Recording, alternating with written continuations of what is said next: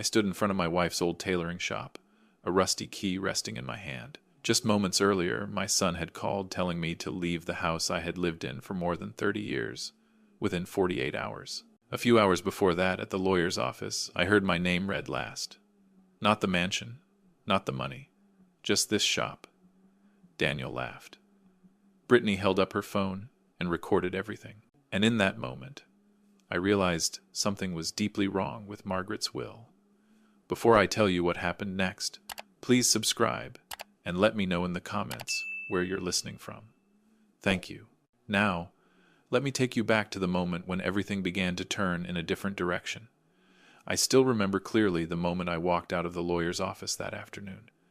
No one said another word to me. Daniel went first, shoulders back, walking fast, like staying one more second might scuff his new leather shoes. Brittany followed behind him, adjusting the lighting on her phone as she walked. Her voice was low, but loud enough for me to hear. Everything is finally over. I stayed behind for a few more minutes, alone. The lawyer closed the file and looked at me with that expression people save for someone who has just lost something, but hasn't yet realized how much. He asked if I needed a ride home. I shook my head.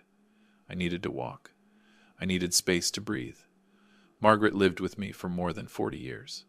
I knew her better than anyone, and because of that, I knew what had just happened was not as simple as Daniel believed. The will had been read clearly, item by item, no vague clauses, no wasted words. The lakeside mansion was transferred immediately. The investment fund changed control within 10 days. Everything was smooth, clean, perfect in the way Daniel always liked. When it came to me, the room went silent. The lawyer cleared his throat. Then he read the name of the shop. Margaret's Threads. That was it. Daniel laughed, not even trying to hide it. He turned toward me, his eyes mixed with pity and mockery. He said I was a smart man, but that I had never understood how money really works in this world. Brittany leaned in and quickly snapped a photo of me with my head lowered, probably saving it for some story later about the sacrifices of the older generation. I didn't react, not because I wasn't hurt, but because I was thinking. Margaret never did anything at random. She didn't talk much, but every decision had a reason. An old tailoring shop, while the rest of the estate was divided so neatly. That balance made me uneasy. We returned to the house at the same time, and that was the last time I called that place home. Brittany stood in the living room, talking on the phone without lowering her voice. She spoke about temporarily packing up, about how the new mansion needed a completely different atmosphere. Then Daniel walked over and placed a stack of papers in front of me, a notice of property transfer. He said I had 48 hours to sort things out. I asked him where he expected me to go. He didn't answer. He just said everything had been decided legally, and that I should understand. I looked at the face of the son I once taught how to ride a bike, the boy I stayed up with all night when he had a high fever. That face now felt completely unfamiliar. That night, I didn't sleep. I packed only what I needed. Clothes, a few old notebooks, the watch Margaret gave me on our 20th anniversary. I didn't take much. I didn't know where I would end up, but I knew there was one place I had to go. The next morning I drove to the old district. The shop was there, tucked between two stores that had changed owners many times over the decades. The sign was old. The letters faded. Dust covered the glass. People passed by without looking. I parked the car and sat there for a few minutes. I had stood in front of this shop many times while Margaret was still alive, but I rarely went inside. It was her world. I respected that boundary. Now, that boundary was mine alone. The key sat in my coat pocket, heavier than I expected. I remembered Margaret placing it in my hand so calmly a few weeks before she passed. She only said, "If there ever comes a day you need it, it will open the door." I used to think she meant just this door. When I slid the key into the lock, my hand trembled slightly. Not from fear, but from the feeling that I was stepping into a part of my life I had ignored for far too long. The door opened with a dry sound. The smell of old fabric machine oil, and time itself spilled out. I stood still for a few seconds. Inside, nothing had changed since the last time I saw it. The old cutting table, neatly stacked rolls of fabric, the industrial sewing machines against the wall, everything was quiet. but not empty. As if Margaret had only stepped out for a moment. I closed the door behind me, and in that moment, I understood something very clearly. If Margaret left this place to me, it was not comfort, and it certainly was not punishment. It was a reminder, and maybe a test I didn't yet know whether I was ready to face. I didn't turn on the lights right away. The dim glow from the front window was enough to make out the familiar shapes. I moved slowly, afraid of disturbing the silence Margaret had left behind. Each step echoed clearly as if the room itself was recording my presence after a long absence. I set my bag down beside the cutting table. That table had always caught my eye, even though I had never touched it before. It was too big for a small tailoring shop. Too solid. When she was alive, Margaret used to joke that it was built to hold the weight of the whole world. I never asked what she meant. Now, I was starting to wonder. I walked a slow circle around the shop. The fabric shelves were arranged carefully by color and by texture. Everything had its place. Margaret never let disorder last long. I opened a drawer and found several notebooks. Not orders, not measurements. Short notes. Written in her familiar handwriting, but the contents felt foreign. Numbers, symbols, lines carefully crossed out. I closed the drawer. The instincts of a man who once worked in engineering began to stir. There was something here that didn't belong in an ordinary tailoring shop. I returned to the cutting table. When I placed my hand on the wooden surface, I felt an unnecessary thickness. I bent down and examined the legs. The joints were reinforced in a way I had only seen in structures built to carry heavy loads. No one does that just to cut fabric. I knelt and looked closer. Under the table there was a faint outline, almost hidden beneath dust and machine oil. If I hadn't been trained to notice structural details, I would have missed it. I pressed lightly. Nothing happened. I tried again, this time applying steady pressure. The way you test an old locking mechanism. There was a sound, very soft, like something giving in, reluctantly. I froze. My heart beat slow but heavy. I knew I wasn't imagining it. I pushed gently on the wooden panel. A small section slid aside, revealing a concealed metal handle. No decoration, no markings, just a piece designed to be overlooked. I pulled the handle. The table shifted. Not much, but enough to open a narrow gap. Cold air rushed out from inside. I turned on the flashlight on my phone. The beam fell onto a tight staircase leading down beneath the shop floor. Margaret had kept this secret right beneath my feet. For all those years. I stood there for a long time. Not out of fear, but because I was rearranging the image of the woman I thought I had fully understood. Finally, I stepped down. Each stair was solid with a handrail. This wasn't built in a hurry. When my foot touched the floor below, the lights turned on automatically. That made me stop again. The room underneath was small, but complete. Soundproofed, clean. The walls were covered with noteboards, diagrams, and sealed samples. No sewing machines. No ordinary fabric. Instead, thin spools of fiber, each labeled with coded markings. I moved closer to a work table. Printed documents lay spread across it. Contracts, reports, and a thick file. I opened the first page. Margaret Thompson's name stood clearly at the top, followed by terms I recognized from my working years. Research, testing, process.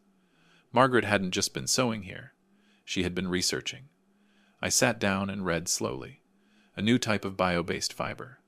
Durable, safe, biodegradable. The test results were recorded carefully, without a trace of unnecessary emotion.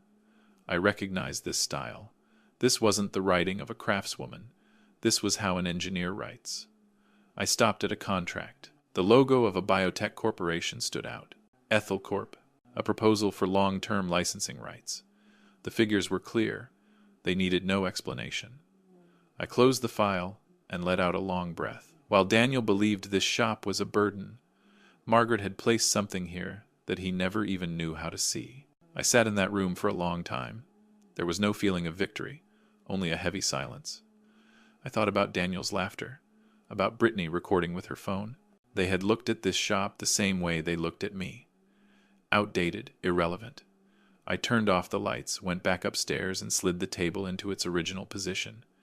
Everything looked exactly as before. If someone walked in, they wouldn't notice a thing. I locked the shop, held the key in my hand, and for the first time since Margaret passed, I understood why she left this place to me. Not so I could live off it, but so I could protect what she had quietly built. And right then, I knew one thing for certain. This story was far from over. It had only just begun, in a way Daniel and Brittany were not prepared to face. I didn't tell anyone about the room beneath the tailor shop, not because I was afraid of being discovered, but because I knew Margaret well enough to understand this one thing. If she had wanted others to see it, she wouldn't have hidden it so carefully. I locked the shop and left after dark, my mind crowded with questions that had no answers yet. That night, I came back, not to investigate further, but to stay. I laid an old blanket across the long bench in the corner. It didn't feel like being thrown out of my home. It felt like a shift, as if I was finally walking a path Margaret had drawn long ago. And as always, I was one step behind her. The next morning, I began to clean, not to change the shop, but to understand it. I wiped down every fabric shelf, every tabletop. Each object sat exactly where it belonged. Margaret never left room for chance. When I opened the drawer beneath the oldest industrial sewing machine, I found a measuring tape, worn. The edges faded with time. I picked it up out of habit, and immediately noticed it was heavier than it should be. I didn't rush. I sat down, placed the tape on the table, and looked at it for a long while. Margaret used to say the most familiar things are the best places to hide secrets. Carefully, I loosened the stitching at one end. Inside wasn't a plastic core, but a tightly rolled strip of thin paper. I unfolded it. It was Margaret's handwriting. Not a few short lines. A long letter, written carefully. Each page numbered. A notarized seal on the final page. I read slowly, the way she always said important things should be read. Margaret wrote that she knew exactly how Daniel and Brittany would react. She didn't blame them, but she didn't trust their judgment when money was involved. She said she didn't want to leave her estate to greed, and she didn't want me forced to fight my own son. She explained the will. Everything had been arranged to look clear, fair, and convincing. The investment fund Daniel received was no mistake. It was a calculated choice. Margaret had studied that fund years earlier and uncovered legal issues buried beneath the surface. She knew it would collapse. Not immediately, but fast enough to test Daniel's patience and understanding. She wrote that if Daniel slowed down, if he questioned things, if he looked closer, then it could still be saved. But if he trusted his confidence more than the truth, the outcome would speak for itself. I folded the letter and set it on the table. There was no sense of satisfaction, only a deep, quiet sadness. Margaret wasn't trying to punish her son. She was simply allowing him to face his own choices. I kept reading. She wrote about me. She said she knew I wouldn't ask why, that I would walk into the tailor shop before looking for answers anywhere else.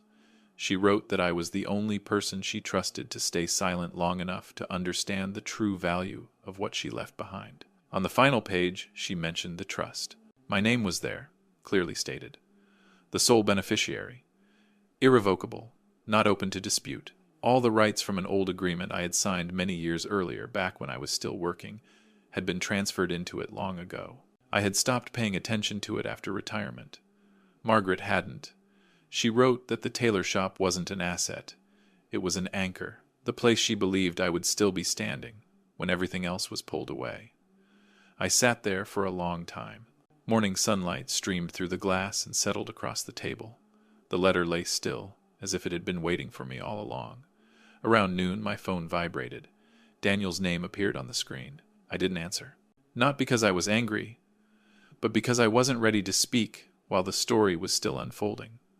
A few days later, I received a notice from the bank. The numbers had begun to shift. Slowly, but unmistakably. I didn't interfere. I only watched. The way Margaret had, I returned to the room beneath the shop, this time not to discover, but to prepare.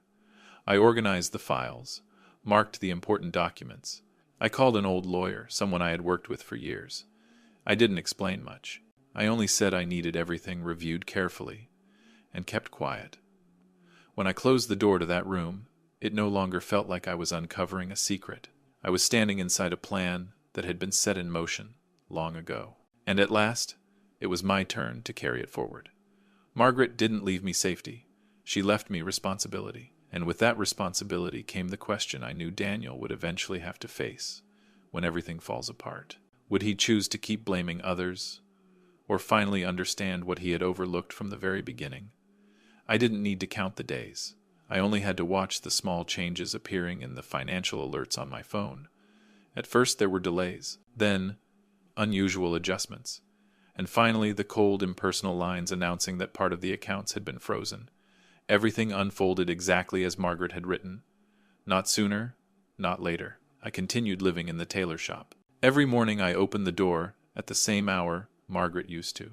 I made coffee, sat by the cutting table, and reread her notes. I didn't rush to act. I let things move on their own, toward the point they were bound to reach. Exactly 4 months after the will was read, Daniel called me again. This time, I answered. His voice was no longer steady. The familiar speed was gone, the tone of someone who always believed he was several steps ahead. He spoke quickly, as if afraid that if he stopped, the silence would swallow him whole. He talked about unforeseen troubles, about partners who had gone quiet, about meetings that dragged on without clear answers. I just listened. I didn't interrupt. When he asked if there was anything I could do to help, I told him I had no authority to intervene. I reminded him that every decision had been signed and finalized legally. I said it calmly, without blame. That silence on the other end lasted a long time. A few weeks later, Brittany called. Not on video, just a regular phone call. Her voice was lower than I had ever heard it. She spoke about pressure, about having to sell things that were no longer necessary. I didn't ask questions. I already knew the lakeside mansion was only a matter of time. Meanwhile, I began to reappear. Quietly, without spectacle, I attended a sustainability charity event in the city. I didn't go as a major sponsor, just a name on the guest list. But when it came time to introduce a new partnership project, my name was announced. I walked onto the stage with a thin folder in my hand. The lights didn't unsettle me. I had stood in front of much larger rooms back when I was still working. I signed the contract with Athel Corp, activating the agreement Margaret had prepared long ago. The first payment was announced. No explanation needed. I knew Daniel was watching.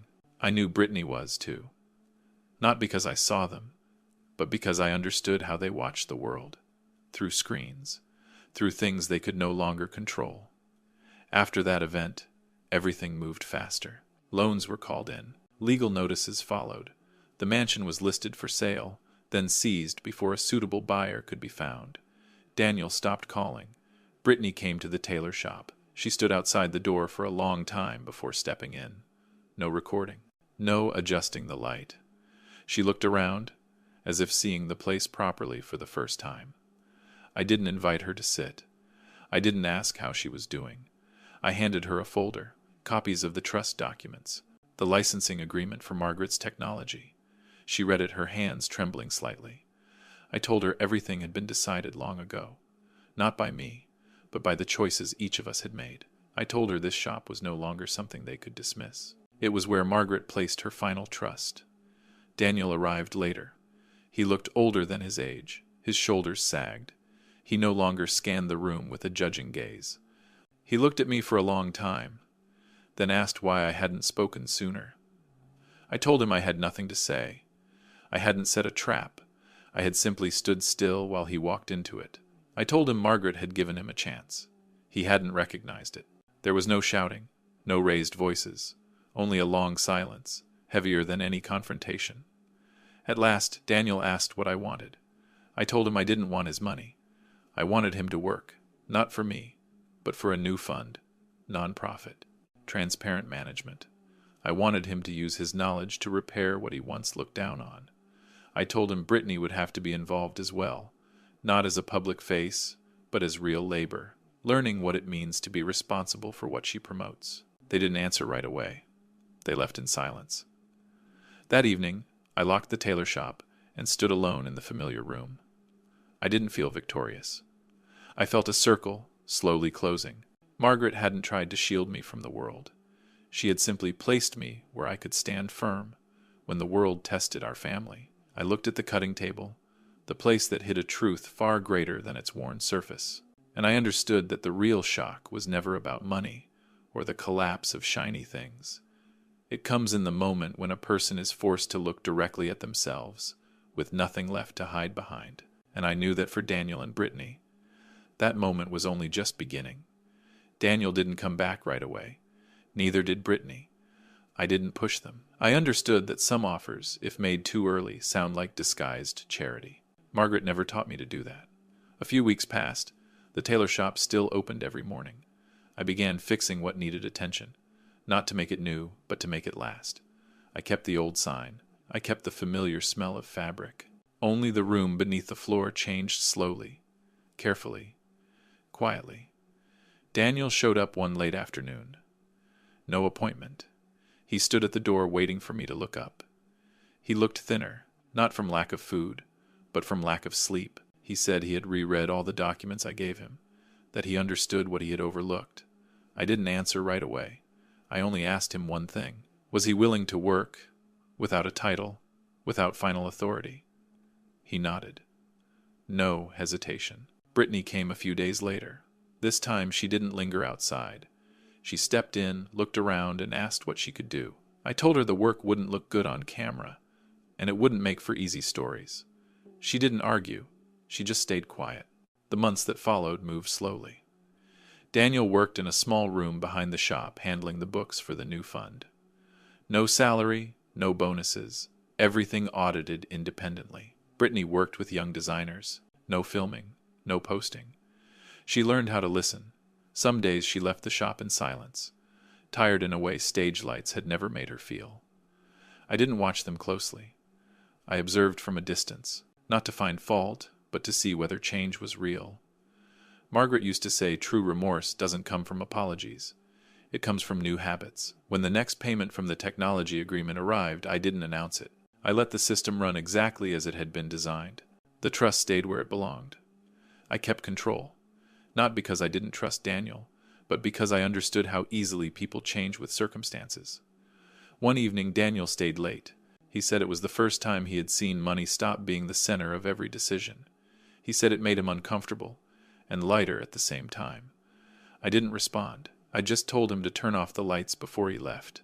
Brittany changed more slowly, but her change was clearer. She spoke less, listened more. When a young designer failed to meet expectations, she didn't walk away. She stayed. I saw it in the way they greeted her every morning. Toward the end of that year, I made a decision I had thought about for a long time. I used part of the fund to settle the remaining debts of Daniel and Brittany, not to return them to their old lives, but to give them a stable floor to stand on. A small house. No lake, no gates, just quiet. I made it clear this wasn't a reward, and it wasn't full forgiveness. It was a chance to keep living without being crushed by past choices. Daniel understood. So did Brittany. They didn't thank me too much. That reassured me. The tailor shop took on a new name, not to replace the old one, but to expand it. The Margaret Thompson Initiative. I kept the front space as it was. The back became a shared workspace for young people. No noise, no spectacle, just a place safe enough to try and fail. On opening day, there was no big event, just a few of Margaret's old friends, a few designers. Daniel stayed in the back, handling paperwork. Brittany prepared tea. I stood alone by the cutting table, my hand resting on the familiar wood. I remembered the first day I stood here, with a rusty key, and the feeling of being left behind. Everything was still old, but I no longer felt abandoned. I was standing exactly where Margaret wanted me to stand. That evening, after everyone had gone, I went down to the room beneath the floor. The fiber spools were neatly arranged. New notes had been added, continuing Margaret's handwriting. I hung the tie she once made for me, woven from the very first bio-based fiber, on the coat hook. I stood in front of her portrait in the corner of the room. I didn't say much. I told her I had done my best, not to break what she built, that our son was still learning, and that I would stay here a little longer. When I turned off the lights and locked the shop, Old Greenville Street was quiet as always. No applause, no bright lights, just continuation, slow and steady. Margaret was right. The things people once call useless are often the things that last the longest. And sometimes fairness doesn't arrive through victory, but through everyone being placed back where they truly belong. I walked on, unhurried. For the first time in a long while, I wasn't carrying the need to prove anything. Only a quiet steadiness, enough to know this story had closed the way it was meant to. I don't know if I did everything right. I only know that if I hadn't opened that old Tailor shop door that day, everything might have ended very differently. Money can disappear. So can reputation. But what a person leaves behind through their choices, that stays for a long time. If you were in my place, would you have stayed silent the way I did? Or would you have spoken the truth sooner, if you stayed with me until the end? Thank you for listening to my story. If it made you think, or brought back a memory about your own family, leave a like so I know I didn't tell it alone. Subscribe for more stories like this, and share it if you think someone might need to hear it right now. Thank you for your time, and I wish you a peaceful evening.